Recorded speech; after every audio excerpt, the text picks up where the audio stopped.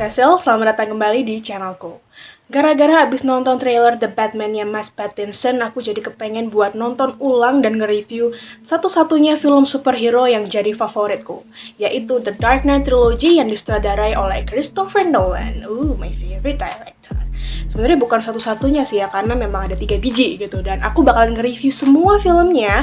Tapi mari kita mulai dengan Batman Begins terlebih dahulu, dimana Bruce Wayne yang diperankan oleh the one and only Christian Bale berusaha buat menumpas kejahatan dan juga membasmi korupsi di kota Gotham. Gila kan? Udah hancur, udah bobrok, masih dikorupsi. God damn criminal. But well, I love everything about this movie. Really.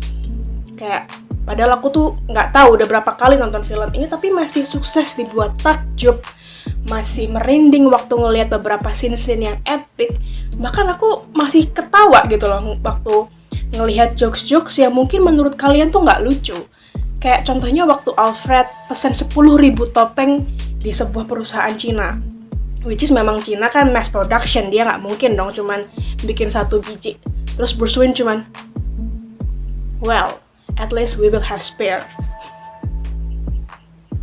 Nggak lucu kan? Ya memang mungkin selera humorku aja sih yang payah. Tapi menurutku ya, yang bisa membuat film-film Nolan itu selalu engaging adalah karena skripnya yang kuat, yang bener-bener bagus menurutku. Kalian pun nggak bisa menyangka lah kalau Batman Begins ini adalah salah satu film yang memiliki skrip terbaik. Strukturnya kuat, balance, kemudian bener-bener nggak ada ruangan kosong di dalam film ini. Full dengan konflik.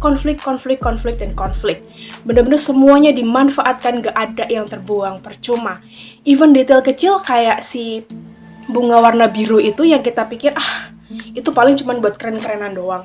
Tapi ternyata bunga biru itu nantinya bakalan menjadi sesuatu yang penting di tengah-tengah ceritanya. Juga banyaklah di antara kalian yang pasti udah tahu kalau Batman Begins ini mempunyai main point, yaitu fear atau rasa takut yang secara constantly dibahas dalam filmnya. Dan hal ini pun berimpact kepada karakter utama yang kita punya, yaitu Bruce Wayne, yang menjadikan dia itu punya motivasi yang jelas. Dari kita ngelihat nih, dia ini masih labil, pengen ngelakuin balas dendam, sampai pada akhirnya karakter dia ini secara perlahan tapi pasti berkembang. Dia akhirnya bisa menaklukkan rasa takutnya sendiri. Dan hal ini pun menurutku menjadikan sebuah filosofi pada akhirnya. Juga menjadikan Batman versi Nolan ini bukan sekedar seseorang random yang tiba-tiba pengen jadi superhero karena kaya raya, gabut aja gitu pengen jadi superhero, enggak. Dia memang mempunyai tujuan dan alasan yang jelas. Dan hal ini dibuktikan dengan satu dialog yang ada di awal-awal filmnya, yang menurutku menjadi sebuah tonggak awal di mana akhirnya Batman ini bisa lahir. Aku bakalan baca dialognya ya. People need dramatic example to shake them out of apathy, and I cannot do that as Bruce Wayne. As a man, I'm flesh and blood. I can be ignored, I can be destroyed, but as a symbol, I can be incorruptible, I can be everlasting. Aku tahu sih, di luar sana ada banyak sekali profesional kritik yang bilang kalau film-film Nolan itu dialognya lebay-lebay. Kayak gini nih tadi yang barusan aku bacain. Cuman, menurutku ya, untuk case seperti ini, sebuah cerita yang sejuta umat sudah tahu, ia membutuhkan penanganan yang spesial gitu loh. Dan menurutku dialog-dialog yang lebay ini, yang dicap lebay ini sah-sah aja digunakan biar menjadikan Batman versi Nolan ini bukan sekedar another spin-off dari Batman franchise untuk menyenangkan para diehard-nya DC. Nggak kayak gitu. Dan aku pun memahami bahwa Batman Begins-nya Nolan ini mempunyai tujuan. Dia memberikan sebuah konklusi atas segala sesuatu yang dia pertanyakan di sepanjang filmnya. Bukan sekedar ngajak kita untuk melihat Batman nangkap si jahat dan look, explosion, victory. Enggak kayak gitu. Kalau skripnya benar, segala sesuatu yang pengen kamu sampaikan itu bakalan tercapai secara bersamaan begitu sampai di endingnya. Dan hal ini pun menjadikan yang punya arc jelas itu bukan karakter utamanya aja, bahkan musuh-musuhnya pun arc-nya jelas. Mereka punya tujuan, menjadikan cerita dalam film ini semakin kompleks. Jadi kan Batman dalam film ini tuh melawan 3 enemy sekaligus, dan dia juga melawan dirinya sendiri untuk overcome dia punya rasa takut itu tadi kan. Dan ini menjadi sebuah ciri khas memang untuk karakter utama dalam filmnya Nolan, itu pasti kayak gini karakteristiknya, and I'm not mad about that. Dan semalam waktu aku nonton, aku perhatiin lagi, ternyata Nolan ini boleh juga ya, dia keren juga nih dalam mengatur tensi. Kayak dia bisa membuat adegan action itu nggak cringy, nggak dragging. Kadang kan kita kalau kelamaan nonton tuh bosen juga ya adegan action. Tapi ini enggak.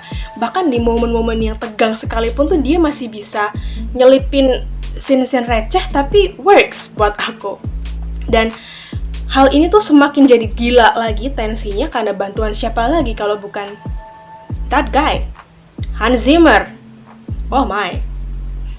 Scoringnya tuh bener-bener hypnotizing menurutku. Bikin nyawa dalam film ini tuh semakin Aku pun selama nonton bener-bener ikutan deg-degan, terpaku banget ke dalam segala sesuatu yang ada dalam film ini. Overall, I love everything about this movie. Seriously. Kayak apa ya yang bisa aku kritisi? Aku nggak tahu. Apa yang pengen aku tambahin juga nggak ada, karena ya udah, memang aku merasa ini film perfect aja. Semakin banyak aku nonton ulang, semakin yakin juga bahwa menurutku ini adalah film yang perfect. Aku juga suka keputusan Nolan untuk meng-approach film ini menjadi lebih manusiawi, lebih realistis. Makanya orang-orang kayak aku nih bisa dirangkul juga, masih bisa dimanjain selagi nonton filmnya. Dan ini kan film udah dari 2005 ya, berarti 15 tahun. Aku tetap jadi salah satu orang yang mengakui bahwa ini adalah salah satu achievement yang sangat luar biasa untuk Nolan. Bukan sekedar untuk namanya dia aja semakin melejit ya, enggak, tapi untuk kualitas-kualitas film dia selanjutnya tuh ngefek. Dia pasti mempunyai sesuatu yang pengen disampaikan lewat filmnya, membuat film itu punya tujuan, bukan sekedar aku mau cari cuan, enggak kayak gitu. Dia bener-bener tahu apa yang dia lakuin. Milih aktor pun nggak pernah salah, kayak Christian Bale, salah satu aktor favoritku, makanya aku suka banget ngelihat dia waktu jadi Batman. Dan perannya Cillian Murphy sebagai siapa berarti? Dr. Crane ya, Dr. Crane atau Scarecrow, aku juga suka banget meskipun dia punya screen time yang nggak terlalu banyak, tapi waktu muncul tuh stand out. Dan waktu ngelihat dia berubah jadi psycho gitu kayak, oh, he's here. I like that guy. I love this movie. How about you guys? Tolong kasih tahu aku pendapat kalian di kolom komentar. Dan buat kalian yang belum pernah nonton Batman Begins, I don't know what you do with your life, boy, girl. Serius deh, ngapain aja. But yeah, that's all. Buat review kali ini, aku bakalan kembali secepatnya dengan reviewku untuk The Dark Knight. Jadi kalian stay tune ya. Dan ya, thank you so much for watching. I'll see you in the next video. Eat, sleep, movie, repeat. Bye!